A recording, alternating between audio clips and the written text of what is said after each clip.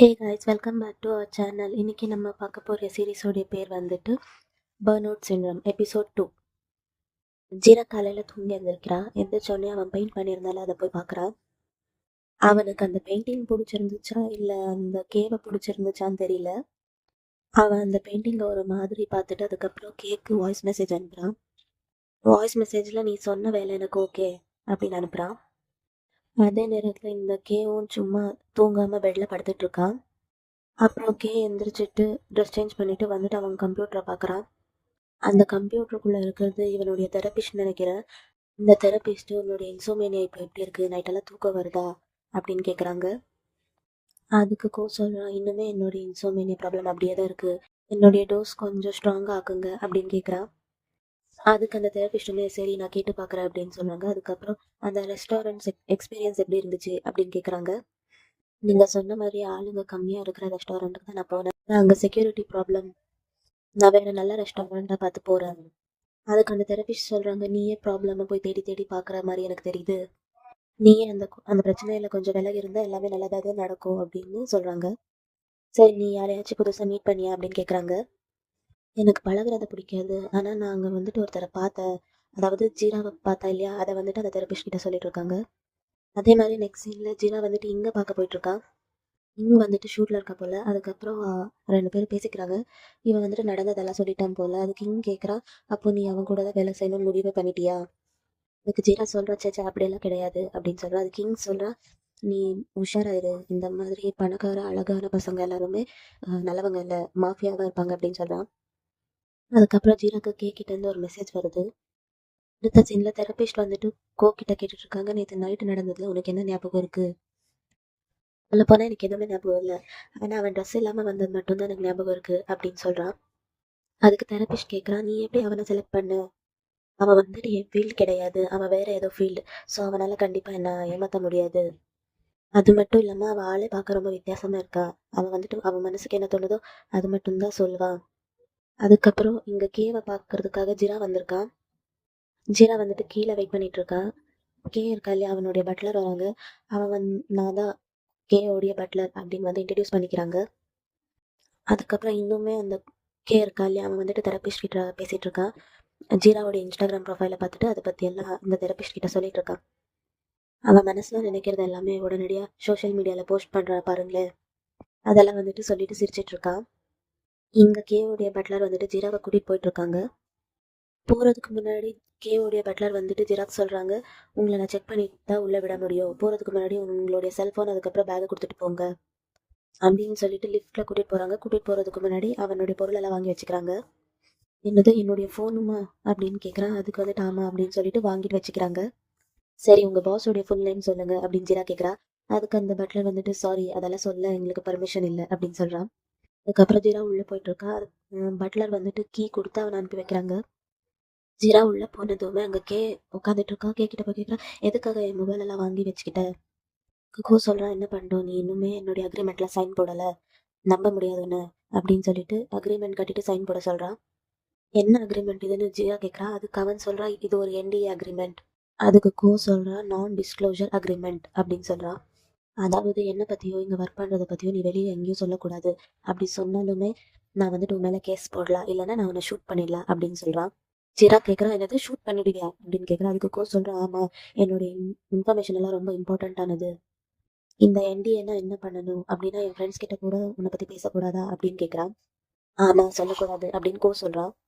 ஜீரா வந்துட்டு கேட்குறான், இப்போ நான் இந்த அக்ரிமெண்ட்டில் சைன் பண்ண முடியாதுன்னா நீ என்ன பண்ணுவ அப்படின்னா நீ இங்கேருந்து கிளம்பு அப்படின்னு சொல்கிறான். வேறு வழி இல்லாமல் ஜீராவுமே அந்த பேப்பரில் சைன் போட்டுடுறான். நான் ஜீராவுக்கு இப்போ காசு ரொம்ப முக்கியமாக இருக்குது அதனால். அதுக்கப்புறம் ஜீரா வந்துட்டு சொல்கிறா, அதான் நான் இப்போ தான் சைன் பண்ணிட்டேன்ல, நான் ஒரு விஷயம் உங்ககிட்ட கேட்கணும். கோவமே சரி சொல்லு அப்படின்னு கேட்குறா. ஜீரா வந்துட்டு சொல்கிறா, நீ என்கிட்ட நிறைய விஷயங்கள் பண்ண சொல்லுவல, அதில் ஏதாச்சும் ஒரு விஷயம் எனக்கு பிடிக்கல பண்ண மாட்டேன்னு சொன்னால் நீ ஒத்துப்பியா அப்படின்னு கேட்குறான். சரி பார்க்கலாம் அப்படின்னு சொல்லிட்டு அவன் பால்கனிக்கு போகிறான். அவன் அந்த பக்கம் போனவனையே ஜீராக்கு வந்துட்டு இங் சொன்னதெல்லாம் ஞாபகம் வந்துடுது. எங்கேயாச்சும் ஒரு பிளேஸில் அவன் ஐடி கிடைக்கும், அதில் வந்துட்டு அவன் உண்மையான நேம் இருக்கும், ஸோ இந்த மாதிரி கண்டுபிடி. அப்புறம் அவன் அமைதியாக போய் பால்கனி கிட்ட பார்த்துட்டு இருக்கான். வந்துட்டு ஃபோனில் யார்கிட்ட பேசிகிட்டு இருக்கிறத இவன் வந்துட்டு பார்க்குறான். இப்போதைக்கு அவன் இங்கே வரமாட்டா அப்படின்னு நினச்சிக்கிட்டு அந்த டேபிள் எல்லாம் இருக்கும் இல்லையா, அங்கெல்லாம் வந்துட்டு ஏதாச்சும் கிடைக்குமா அப்படின்னு தேடி பார்த்துட்டே இருக்கான். அதே நேரம் இங்கே வந்துட்டு யார்கிட்டயோ பிஸ்னஸ் பற்றி பேசிகிட்டு இருக்க காலில். அவன் வந்துட்டு புதுசாக ஒரு பிஸ்னஸ் ஆரம்பிக்கிறான் போல். அதை பற்றி வந்துட்டு யார்கிட்டயோ பேசிகிட்டு இருக்கான். இது இப்போதான் புதுசாக வந்திருக்கு, ஸோ நம்ம வந்துட்டு இதை பண்ணலாம் அப்படின்லாம் ஒரு பில்டப்பாக பேசிகிட்டு இருக்கான். அதுக்கப்புறம் இந்த ஜீரா வந்துட்டு தேடிட்டு இருந்தால ஒரு பேப்பர் கிடைக்குது. அதில் என்ன எழுதிருக்குன்னு தெரியல. அவள் அதெல்லாம் வேறு பேப்பரில் எழுதி வெளியே கொண்டு போகலாம் அப்படின்னு நினைக்கிறான். அதுக்கப்புறம் சடனாக அவனுக்கு ஞாபகம் வருது, பட்லர் வந்துட்டு ஃபுல்லாக செக் பண்ணி தானே இவனை வந்துட்டு உள்ளே அனுப்புனாங்க. அதே மாதிரி இங்கேருந்து வெளில போகும்போது கூட அவங்க வந்துட்டு செக் பண்ணிட்டு தானே அனுப்புவாங்க அப்படின்னு அவனுக்கு ஒரு தாட் வருது. அதுக்கப்புறம் உடனே அந்த பேப்பரை வந்துட்டு கிழிச்சு போட்டுடுறான். அதுக்கப்புறம் அந்த பேப்பரில் ஏதோ எழுதிருந்துச்சு இல்லையா, அதை வந்துட்டு அவன் பேண்ட்டில் எழுதிக்கிறான். அதுக்கப்புறம் இங்கே வந்துட்டு சில இன்வெஸ்டர் கிட்ட பேசிட்டு இருந்தால பிஸ்னஸ் பற்றி. அதெல்லாம் பேசி முடிச்சதுக்கப்புறம் ஃபீனுக்கு கால் பண்ணுறான். ஃபீன் வந்துட்டு கோவுடைய ஃப்ரெண்ட் போல். நான் இன்வெஸ்டர் கிட்ட பேசிட்டு அவங்க வந்துட்டு ஓகே சொல்லிட்டாங்க, ஆனால் ஒரு கண்டிஷன், நம்மளால இப்போ வந்துட்டு நிறைய காசு செலவு பண்ண முடியாது, ஸோ எம்ப்ளாயீஸை வேலையை விட்டு தூக்கணும் அப்படின்னு சொல்லிட்டு இருக்கா. அதுக்கு ஃபின்னுமே எத்தனை எம்ப்ளாயீஸ் அப்படின்னு கேட்குறான்.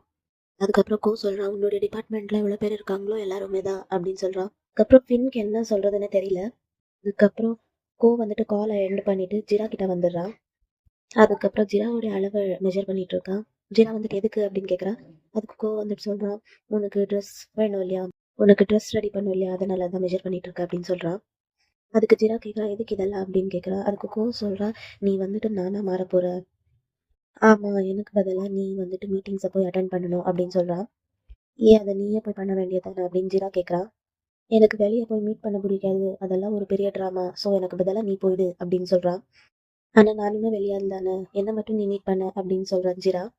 இதுக்கு சொல்கிறான், உன்னை பார்த்து எனக்கு எந்த ஃபீலிங்ஸுமே வரலை, ஸோ ஒரு பிரச்சனையும் இருக்காது அப்படின்லாம் சொல்கிறான். அதுக்கப்புறம் அவன் எடுத்த மெஷர்மெண்ட் எல்லாம் யாருக்கோ கால் பண்ணிட்டு சொல்லிட்டு இருக்கான். இன்னைக்கு ஈவினிங் 4 o'clock இந்த மெஷர்மெண்ட்டுக்கான ட்ரெஸ் வேணும் அப்படின்னு சொல்கிறான்.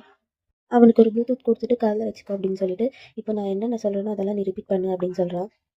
அவன் தூரமாக போயிட்டு ஒரு டைலாக் சொல்ல, அதை ரிப்பீட் பண்ணு அப்படின்னு சொல்லிட்டு இருக்கான். ஃபர்ஸ்ட் வந்துட்டு ஜீரா எதுவுமே பண்ண மாட்டேங்கிறா. என்ன சொல்கிற நீ அப்படின்னு கேட்குறான். இப்போ நீ ப்ராக்டிஸ் பண்ணிக்கணும், அதுக்கப்புறம் நான் வந்துட்டு சொல்கிறதெல்லாம் நீ அங்கே போய் சொல்லணும் அப்படின்னு சொல்கிறான். ஏன் நீ ஒரு ஆக்டர் தானே, இதெல்லாம் உன்னால் பண்ண முடியாதா சரியா அப்படின்னு கேட்குறான். ஆக்டர்னால் நான் வந்துட்டு ஃபஸ்ட்டு சுச்சுவேஷனை புரிஞ்சுக்கணும், அதோடைய பேக்ரவுண்ட் எல்லாம் தெரியணும், அப்போ தான் என்னால் ஆக்ட் பண்ண முடியும். ஆனால் நீ சொல்கிறதெல்லாம் என்னால் பண்ண முடியாது அப்படின்னு சொல்கிறான். நீ டைலாக் சொல்லிட்டு ரிப்பீட் பண்ண சொன்னால் என்னால் எப்படி சொல்ல முடியும் அப்படின்னு சொல்கிறான். அதுக்கு சொல்கிறா, சரி நான் ஒரு சுச்சுவேஷன் சொல்கிறேன், ஆனால் நீ நானாக இருக்க வேண்டாம், நீ நீயா இரு. நீ நிறைய இன்டர்வியூக்கெல்லாம் போய் அட்டன் பண்ணியிருக்க இல்லையா, அங்கே இன்டர்வியூ எடுக்கிறவங்கெல்லாம் உன்னை எப்படி ட்ரீட் பண்ணாங்க, அந்த சுச்சுவேஷன் எல்லாம் மனசில் வச்சுக்கோ, அதை வச்சு தான் இப்போ நான் சொல்கிற டைலாக்கெல்லாம் நீ ரிப்பீட் பண்ண போகிற அப்படின்னு சொல்கிறான். ஆனால் இப்போ சொல்ல போகிற டைலாக் என்னன்னா, அவன் வந்துட்டு சோஷியல் மீடியாவில் போஸ்ட் பண்ணியிருந்தான் இல்லையா ஜீரா, அதை வந்துட்டு இன்டர்வியூ போனது, அதுக்கப்புறம் அந்த அவனுடைய பாஸ் இது பண்ணது, அதை எல்லாமே மனசில் வச்சுட்டு ஒரு டைலாக் சொல்கிறான். ஆனால் ஜீராக்கு வந்துட்டு அந்த மூமெண்ட் எல்லாமே ரொம்ப எமோஷ்னலாக இருக்குது. ஆனாலுமே அவன் வந்துட்டு அட்ஜஸ்ட் பண்ணிட்டு சொல்கிறதெல்லாம் ரிப்பீட் பண்ணிகிட்டே இருக்கான். அதுக்கப்புறம் ஜீரா வந்துட்டு கேட்குறான், என்னுடைய சோஷியல் மீடியாவெல்லாம் நீ பார்த்தியா அப்படின்னு கேட்குறான். ஆனால் வந்துட்டு இந்த டைம் நீ நல்லா பேசுன, ஆனால் அழுகாத, நெக்ஸ்ட் டைம்லேருந்து அழுகக்கூடாது அப்படின்னு சொல்கிறான். அதுக்கப்புறம் கொஞ்சம் வைன் கொண்டு வரேன், அது வந்துட்டு ப்ளம் ஃபைனாமா, நான் இப்போல்லாம் ரொம்ப ஸ்ட்ரெஸ்ஸாக இருக்கணும், அப்போல்லாம் இது குடிப்பேன், இந்த நியூ குடி அப்படின்னு சொல்கிறான். அதே நேரம் இங்கே ஃபீன் இருக்காங்க, ஃபீன் கிட்ட சொல்லியிருந்தா இல்லையா உன்னோட டீம் மெம்பர்ஸ் எல்லாருமே ரிமூவ் பண்ணணும்னு, அதை எப்படி தான் இப்போ வந்துட்டு எல்லார்கிட்ட சொல்கிறது அப்படின்னு தயங்கிக்கிட்டே போகிறான்.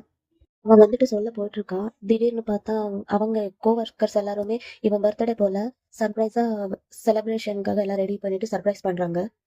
அந்த சுச்சுவேஷனில் வந்துட்டு ஃபின்க்கு எப்படி சொல்கிறது இவங்களுக்கெல்லாம் அப்படின்னு புரியல. எதுவுமே சொல்லாமல் அவனுமே சும்மா வந்துடுறான். அதுக்கப்புறம் வெளியில் வந்துட்டு ஃபின் சிகரெட் அடிச்சிட்டு இருக்கான். அதுக்கப்புறம் அங்கே வந்துட்டு ஃபின்னுடைய ஃப்ரெண்ட் வரான். என்னடாச்சு உனக்கு சர்ப்ரைஸ் பிடிக்காதா என்ன? அதுக்கப்புறம் ஃபின் தயங்கிக்கிட்டே அங்கே நடந்த விஷயத்த எல்லாமே சொல்கிறான். டீம் மெம்பர்ஸ் எல்லாருமே இப்போ ஃபயர் பண்ணி ஆகணும். அதை கேட்டதுமே அவனுடைய ஃப்ரெண்டுமே ரொம்ப அப்செட் ஆகிடுறான். ஏன்னா அவனுடைய ஃப்ரெண்டுமே ஒரு எம்ப்ளாய் தானே, அதனால அது வந்துட்டு என்னடா இப்படி சொல்கிற அப்படின்னு கேட்குறான். அவனுக்கு வேறு வேலையே இல்லையா, நீயும் அவனுடைய ஃப்ரெண்டு தானே, அவனுக்கு பேசி புரியவை அப்படின்னு சொல்கிறான். அது எப்படி அவன் வந்துட்டு நம்மளெல்லாம் ஃபயர் பண்ணலாம் அப்படின்னு கேட்குறான்.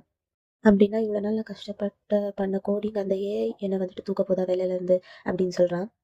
அப்படின்னு சொல்லணுமே ஃபின்னுக்கு வந்துட்டு என்ன சொல்கிறதுன்னு தெரியல.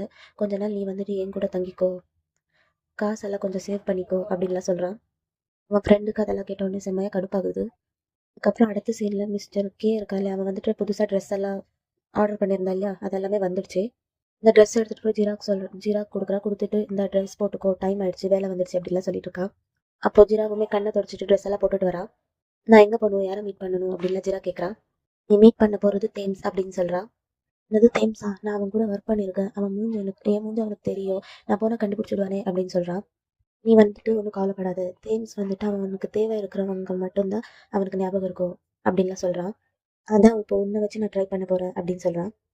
அதுக்கப்புறம் கொஞ்ச நேரத்துக்கு அப்புறம் அங்கே தேம்ஸ் வரான். தேம்ஸ் வந்தவொடனே ஜிரா வந்துட்டு எந்திரிச்சு நின்று அவனுக்கு வெல்கம் பண்ணுறான்.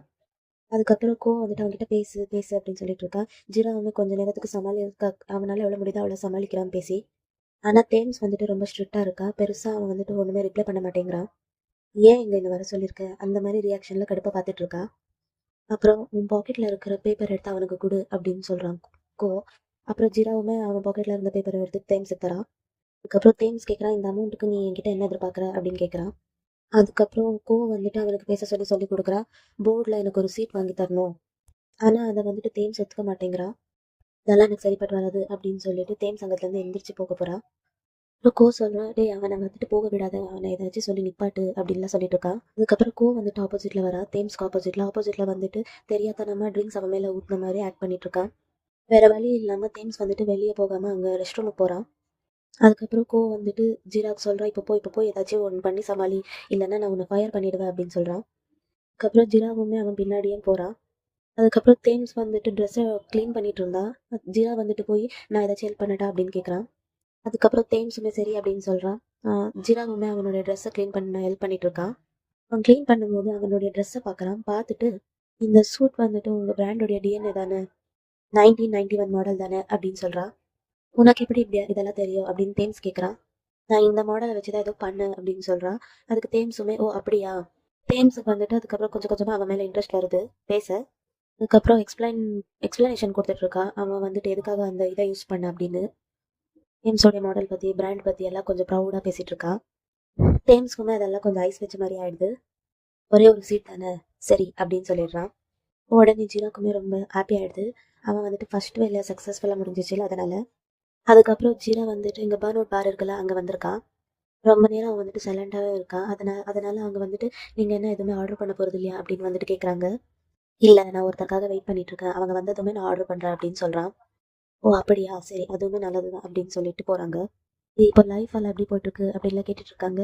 எனக்கு புதுசாக இப்போ ஒரு ஜாப் கிடைச்சிருக்கு, எனக்கு டாஸ்க்கு ஏற்ற மாதிரி தான் சம்பளம், நான் எப்போல்லாம் தேவைப்படுதோ அப்போல்லாம் என் பாஸ் என்ன கூப்பிடுவா, நான் அப்போல்லாம் போகணும். பரவாயில்ல, நல்ல வேலை தானே, பண்ண வேண்டியது தானே அப்படின்னு அந்த பார் டெண்டர் கேட்குறான். அதுக்கப்புறம் கிட்ட பேசினது அவனுக்கு ஞாபகம் வருது. அவன் வந்துட்டு ஃபீன்காக வெயிட் பண்ணிட்டு இருந்தான் போல.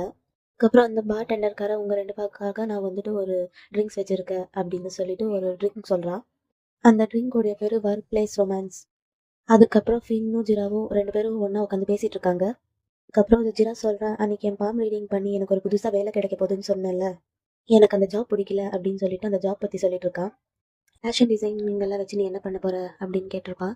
அதுக்கு சொல்கிறான், அவனுடைய ஃபேஷன் டிசைனிங் எல்லாமே என்னுடைய ஏஐ கற்றுக்க வச்சு அதுக்கப்புறம் என்னுடைய ஏஐயை அவனை ரிப்ளேஸ் பண்ண வைக்க போகிறேன். அதை கேட்டதுமே ஜிராக் வந்துட்டு டென்ஷன் ஆகிடுது. ஏன்னா ஆர்டிஸ்ட்டை ஏஐ ரிப்ளேஸ்மெண்ட் பண்ணுறது அவனுக்கு ஃபஸ்ட்லேருந்தே பிடிக்காது இல்லையா. அதுக்கப்புறம் நல்லா ஆர்கியூமெண்ட் பண்ணிட்டு இருக்காங்க ஜீராவுமே. அதுக்கப்புறம் எதிர்த்து பேசிடுறான் போல ஜீரா. அதுக்கு வந்துட்டு உன்னை வந்துட்டு வேலையை விட்டு தூக்கிடுவேன் அந்த மாதிரி எல்லாம் மிரட்டிட்டு இருக்கான். இனிமேல் நான் இந்த வேலையை செய்ய மாட்டேன், நான் குவிட் பண்ணுறேன் அப்படின்னு சொல்கிறான். நீ என்னடா குவிட் பண்ணுறது, நான் உன்னை ஃபயர் பண்ணுறேன், இனிமேல் நீ எனக்கு தேவையில்லை. அதுக்கப்புறம் ஜிராக்கு என்ன பண்ணுறதுன்னு தெரியல. இந்த விஷயம்லாம் ஃபின் கிட்ட பேசிகிட்டு இருக்கான். இன்னொரு டைம் எனக்கு அவன் கால் பண்ணால் நான் கண்டிப்பாக போக மாட்டேன், எனக்கு அந்த ஜாபே பிடிக்கல அப்படின்லாம் சொல்லிட்டு இருக்கான். சரி உன்னோட வேலை எப்படி போயிட்டுருக்கு அப்படின்னு அவன் வந்துட்டு ஃபின்னை கேட்குறான். என் வேலை கொஞ்சம் மோசமாக தான் போயிட்டுருக்கு, என் ஃப்ரெண்டை நான் வந்துட்டு ஃபயர் பண்ணுற சுச்சுவேஷன் வந்துடுச்சு, என்ன பண்ணுறது அப்படின்னு வருத்தமாக அவன் ஜாபை பற்றி சொல்லிட்டு இருக்கான். பேசாமல் நீ இந்த வேலையை விட்டுரு அப்படின்னு சொல்கிறான். எனக்கும் என் கரியருக்கும் கொஞ்சம் பிரச்சனை இருக்குது, நான் என் வேலையை விட்டுட்டு ரொம்ப பிரச்சனை ஆகிடும். என்ன ஒரு நல்ல விஷயம், என் பர்த்டே அன்னைக்கு நான் உன்னை மீட் பண்ணியிருக்கேன், இன்னைக்கு உன் பர்த்டேவா அப்படின்னு ஜீரா வந்துட்டு ஹாப்பியாக கேட்குறான். அதுக்கு ஃபின்னுமே ஆமாம் அப்படின்னு சொல்கிறான். அதுக்கப்புறம் ஜீரா வந்துட்டு ஹாப்பி பர்த்டே அப்படின்னு விஷ் பண்ணுறான். ஆனால் என்கிட்ட உனக்கு கொடுக்கறதுக்கு எதுவுமே இல்லையே அப்படின்னு சொல்கிறான். பரவாயில்ல, உனக்கு தான் தெரியாதுல்ல, இப்போ தானே தெரியும் அப்படின்னு ஃபின் சொல்கிறான். எனக்கு ஒரு ஐடியா வந்திருக்கு, இந்த ஐடியா எனக்கு எப்படி வந்துச்சுன்னா, மிஸ்டர் தேம்ஸ் இருக்கா இல்லையா, இந்த அவன் ட்ரெஸ்ஸில் வந்துட்டு வைனை ஊற்றிட்டால, அதை வந்துட்டு நினச்சிக்கிட்டு எனக்கு ஒரு ஐடியா வந்திருக்கு அப்படின்னு சொல்லிட்டு இருக்கான். அதே மாதிரி நீ கொஞ்சம் வெளியே வா, நான் வந்துட்டு உன் மேலே ஒரு வைன் ஊற்றுறேன், அதுக்கப்புறம் நான் டிசைன் பண்ணி தரேன் அப்படின்னு கூப்பிடுறான். நீ என்ன சொல்கிற, என் மேலே இப்போ நீ வைனை ஊற்ற போகிற அப்படியா அப்படின்னு கேட்குறான். சாரி, கேட்கறதுக்கு கொஞ்சம் கிறுக்குத்தனமாக தான் இருக்கும், ஆனாலுமே இந்த ஐடியா ஒர்க் அவுட் ஆகும், கவலைப்படாத, எனக்குமே இந்த ஐடியா நல்லா தான் தோணுது, சரி வா அப்படின்னு கூட்டிகிட்டு போகிறான். அப்புறம் ஜீரா 1 2 3 அப்படின்னு கவுண்ட் பண்ணிட்டு அவன் மேலே வைனை ஊத்துறான். வைனை ஊற்றிட்டு ஐயோ அப்படின்னு சொல்கிறான். அதுக்கு ஃபின் ஏன் என்னாச்சு, நீ நினச்ச மாதிரி வரலையா அப்படின்னு கேட்டுட்டு இருக்கான். கொஞ்சம் மிஸ் ஆயிடுச்சு, ஸோ உன் ஷர்ட்டை நீ கழட்டி கொடுக்குறியா, நான் வீட்டுக்கு போய் டிசைன் பண்ணிட்டு வரேன் அப்படின்னு சொல்கிறான். அதுக்கப்புறம் ஃபின்னுமே உடனே ஷர்ட்டை கழட்டி கொடுக்குறான். அதுக்கப்புறம் அந்த சீன் பார்க்கவே ஃபின் வந்துட்டு ரொம்ப ஹேண்ட்ஸமாக இருக்கான்.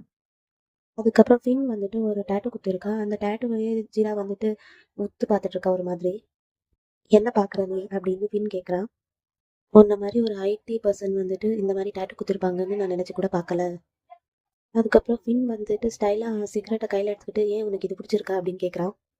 அதுக்கப்புறம் ஜிராவுமே தாங்கிக்கிட்டு ஆமாம் அப்படின்னு சொல்கிறான். அப்புறம் ஃபின் ஜிரா பக்கத்தில் வந்து ஜிராவை கிஸ் பண்ணுறான். இதோட இந்த எபிசோட் முடியுது. இந்த வீடியோ உங்களுக்கு பிடிச்சிருந்தா லைக் பண்ணுங்கள். அதுக்கப்புறம் அடுத்தடுத்து என்ன நடக்கும்னு தெரிஞ்சுக்கிறதுக்காக நம்ம சேனலை சப்ஸ்கிரைப் பண்ணிக்கோங்க.